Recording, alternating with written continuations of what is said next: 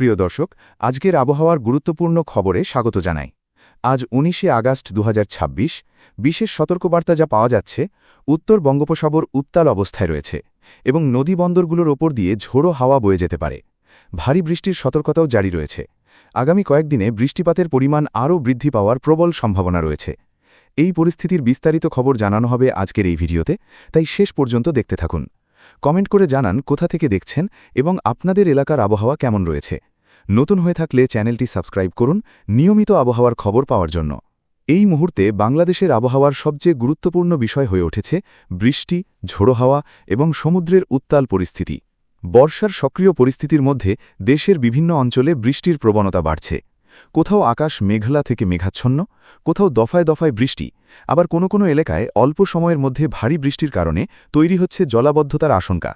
আর এর সঙ্গে যদি ঝোড়ো হাওয়া এবং বজ্রসহ বৃষ্টি যুক্ত হয়, তাহলে সাধারণ মানুষের পাশাপাশি নৌযান চলাচল, সড়ক যোগাযোগ এবং নিচু এলাকার মানুষের জন্য পরিস্থিতি আরও কঠিন হয়ে উঠতে পারে।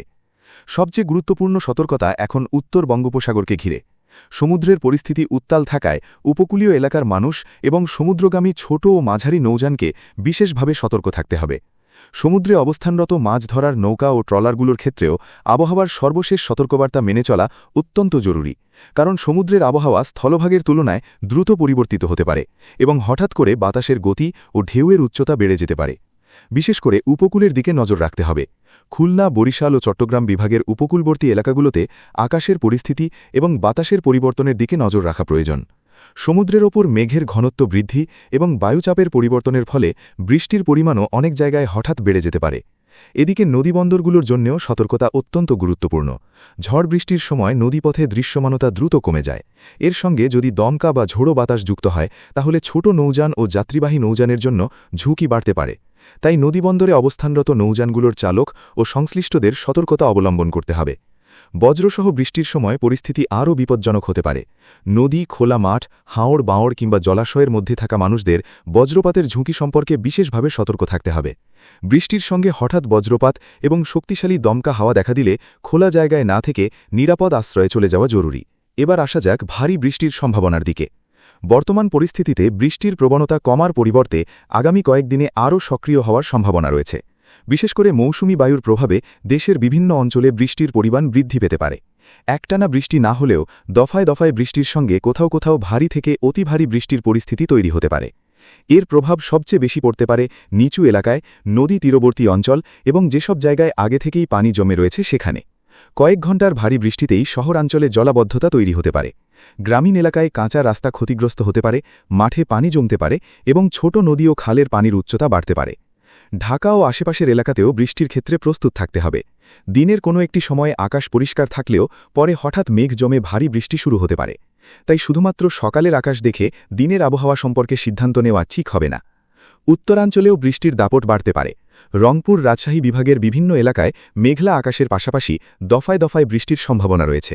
কোথাও বৃষ্টির পরিমাণ তুলনামূলক কম হলেও স্থানীয়ভাবে বজ্রসহ ভারী বৃষ্টির ঘটনা ঘটতে পারে। এদিকে দক্ষিণ ও দক্ষিণ পশ্চিমাঞ্চলে সমুদ্রের প্রভাব এবং মৌসুমি বায়ুর সক্রিয়তার কারণে বৃষ্টির প্রবণতা অব্যাহত থাকার সম্ভাবনা রয়েছে।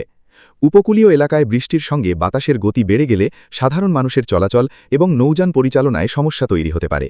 তাই আগামী কয়েকদিনে যারা নদীপথে যাতায়াত করবেন তাদের বিশেষ সতর্ক থাকতে হবে। আবহাওয়া খারাপ হলে নদীতে যাত্রা না করাই নিরাপদ, কারণ নদীতে ঝোড়ো হাওয়া শুরু হলে পরিস্থিতি খুব দ্রুত পরিবর্তিত হতে পারে। আর যারা সমুদ্রে মাছ ধরতে যান তাদের জন্য সতর্কতা আরও গুরুত্বপূর্ণ।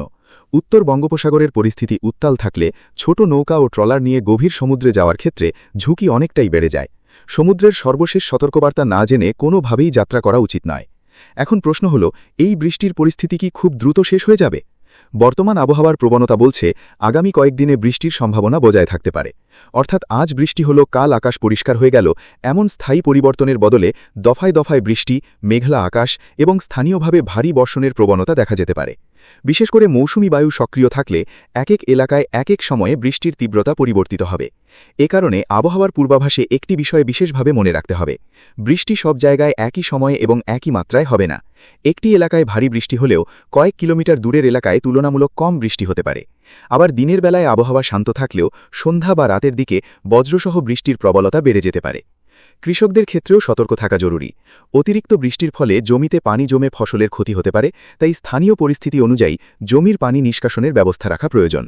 এই মুহূর্তে কোনো নতুন ঘূর্ণিঝড় ঘোষণা হিসেবে এই সতর্কতাকে দেখার কারণ নেই, বরং বর্তমান পরিস্থিতির মূল বিষয় হচ্ছে উত্তর বঙ্গোপসাগরের উত্তাল অবস্থা, ঝোড়ো হাওয়ার আশঙ্কা এবং ভারী বৃষ্টির প্রবণতা। তাই আতঙ্ক নয়, প্রয়োজন সতর্কতা এবং প্রস্তুতি। আগামী ২৪ থেকে ৭২ ঘণ্টা বিশেষভাবে নজরে রাখা দরকার, কারণ এই সময়ের মধ্যে বৃষ্টির পরিমাণ কোথাও কোথাও বাড়তে পারে এবং স্থানীয়ভাবে ভারী বর্ষণের ঘটনা ঘটতে পারে। নদীবন্দর ও সমুদ্রবন্দরের পরিস্থিতিও নিয়মিত পরিবর্তিত হতে পারে। সবশেষে আবারও বলছি, উত্তর বঙ্গোপসাগরে উত্তাল পরিস্থিতি, উপকূলে ঝোড়ো হাওয়া এবং দেশের বিভিন্ন অঞ্চলে ভারী বৃষ্টির সম্ভাবনার কারণে আগামী কয়েকদিন সাধারণ মানুষকে যথেষ্ট সতর্ক থাকতে হবে। বিশেষ করে নদীপথে যাতায়াতকারী, জেলে, নৌযান চালক, উপকূলীয় এলাকার বাসিন্দা এবং নিচু এলাকার মানুষদের বাড়তি সতর্কতা প্রয়োজন। প্রিয় দর্শক, আজকের আপডেট এখানেই শেষ করছি। আপনার এলাকার আকাশের অবস্থা, বৃষ্টির পরিমাণ এবং বাতাসের পরিস্থিতি কমেন্টে জানাতে পারেন। ভিডিওটি গুরুত্বপূর্ণ মনে হলে শেয়ার করুন, যাতে আপনার পরিচিতরাও সতর্ক হতে পারেন।